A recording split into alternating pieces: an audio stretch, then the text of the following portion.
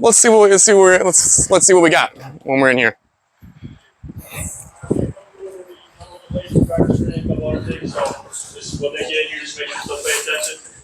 Yeah, just in the back, right for the TV. The former teammate of mine at Grand Valley played defensive line. I know he might not look like the prototypical defensive lineman just because he played like a freaking badass. All right, doesn't always have to have the size, but he's got the heart to play that. So we've played together for 4 years, I believe it was. Yep. Okay. So similar age as me. We got to go against each other quite often. A lot of one-on-ones, a lot of stuff during team sessions. And the greatest thing about him was the energy he brought to practice every single day. Okay? When the days were hot like it is today, he was the guy always out there screaming, getting people hyped up. Okay? When you had a good rep against Hunter, he did not get pissed off at you. He would congratulate you and get excited for you. Because he realized and knew that that's a good rep for our team. Okay? So the type of things we're talking about yesterday for contenders, he was one of those guys that was always a contender. Okay? Great teammate, right? Great person out there with energy, always flew around. You always knew that if the ball is out there on defense, he's going to go find where it's at and make sure he's a part of the tackle. Okay? He's got a couple of things he's going to say to you guys today. We appreciate him coming. Give him a round of applause for Hunter.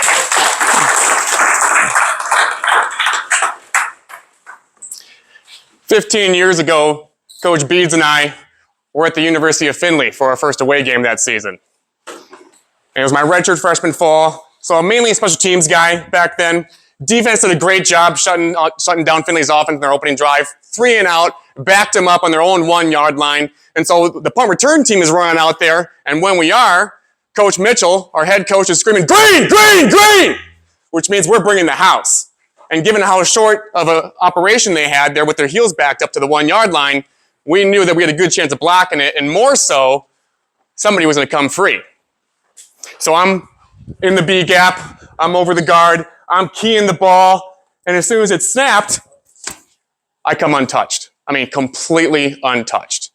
And I still remember watching that ball go into that punter's hand, and as I'm sprinting towards him, instead of doing the thing that I had been coached to do, which is put both hands together and take it off of his foot, I was so worried about not making a mistake that I wasn't ready to make the play. And so I went like this instead. Ball sailed right through my hands. Missed opportunity. Wasn't ready to make a play.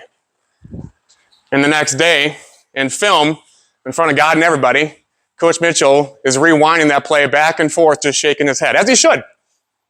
And he said, "You have got to be ready to make a play, son." Who here is ready to make a play? Well, that's my promise to you, is that 10 minutes from now, you're going to walk out of here with the one thing that will get you guys ready to make more plays this fall. Fair enough? But the only problem is, in today's day and age, most athletes, especially young men, we've forgotten how to play. Why? Take a look at social media. Take a look at the NIL.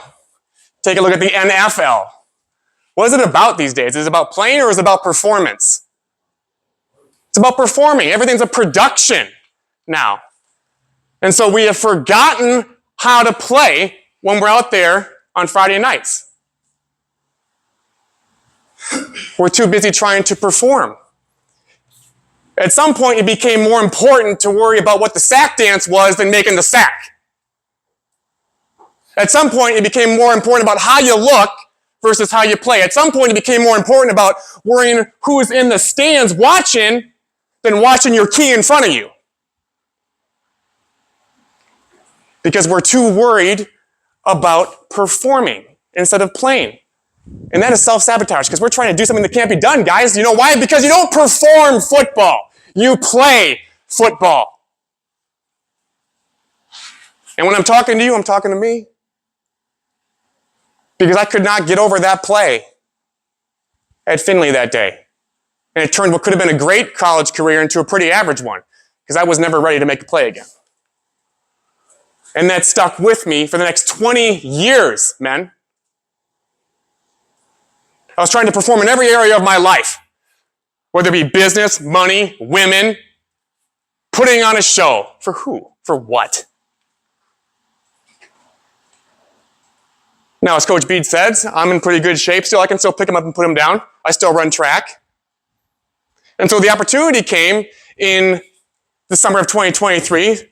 A friend of mine calls me up and says, hey, somebody used to play for the New England Patriots, just opened up a league in Detroit. They're having a tryout at the end of June. They want you to be a part of it. Okay, great. So I went there, long story short, because I was too worried about performing. I put my family in a really bad position. We got 3 months behind on our mortgage. We were driving one car with no power steering and no brakes. How do you drive a car with no brakes? And then ultimately, the day before the draft, I get the call from the owner of the league, who used to play for the Patriots, and he said, the draft's been canceled. And I'm sitting on the edge of my bed with my wife, and I look at her and I say, all I wanted to do was play. And that's when everything changed. And the one thing that changed for me, and the one thing that I'm here to tell you guys to get you guys ready to make more plays this fall, I picked up responsibility. And I'm not talking about the old speak of being a student athlete and how a student comes before, like that's so worn out. That's not what I'm talking about. I'm talking about picking up as much responsibility outside these white lines as you possibly can, so then when it comes time to step into those white lines, you are ready to play. You're not worried about performing. You've picked up so much responsibility in terms of going to bed on a decent time, getting up at a decent time, taking care of your schoolwork, helping out at home, taking the trash out,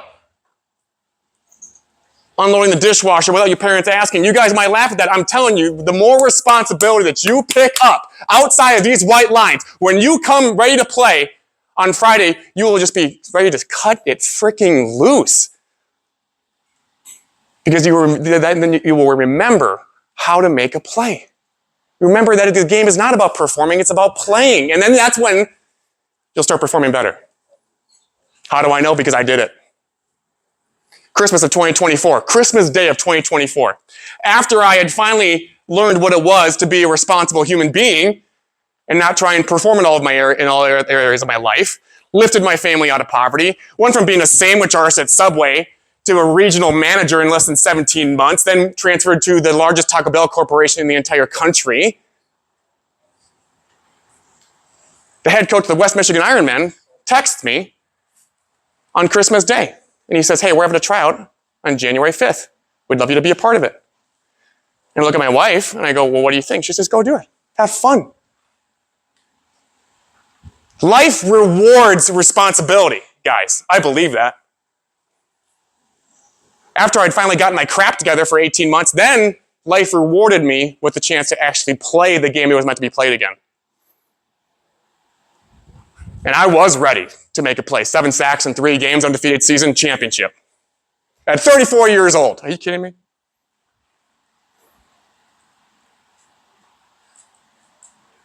And so if you guys want to make more plays, if you guys want to be ready to make a play on opening night, start adopting as much responsibility as you possibly can. And you will remember that this is a game. And you got to play it. You can't perform it. And watch your life change. I'm serious. Because you're talking to somebody who did it.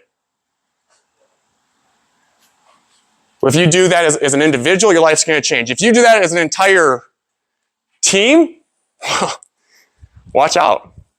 Because then you go from a group of guys who is scared to make a play to a team of scary players. Did you hear what I just said? You go from a group of guys who are scared to make a play to a team of scary players. You go from being 2-7 to 7-2. You go from getting ready for the off season to playing in the postseason. And so you got to get ready to make a play. Because what I don't want you guys to have happen to you is what happened to me. I don't want you to be in a meeting room with Coach Beeds and for him to shake his head and say, you got to be ready to make a play. So get ready. And that starts today. Thanks, Beats. Appreciate it. Thanks, guys.